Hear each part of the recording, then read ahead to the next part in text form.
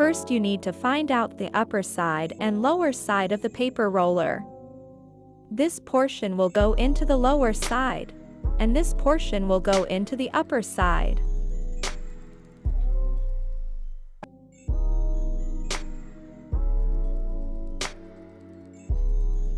You will also find out the R or L letter on this portion, which have R. This part will set into the right side and another side will set into the left, which have L.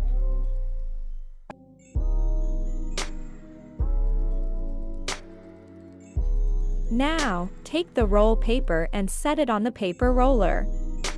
Set up the paper roller properly and set this into the printer.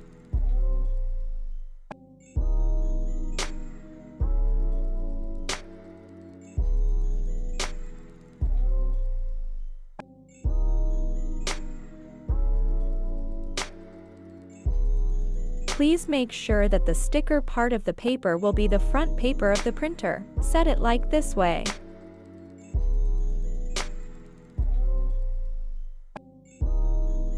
Your printer is ready to use. Enjoy printing!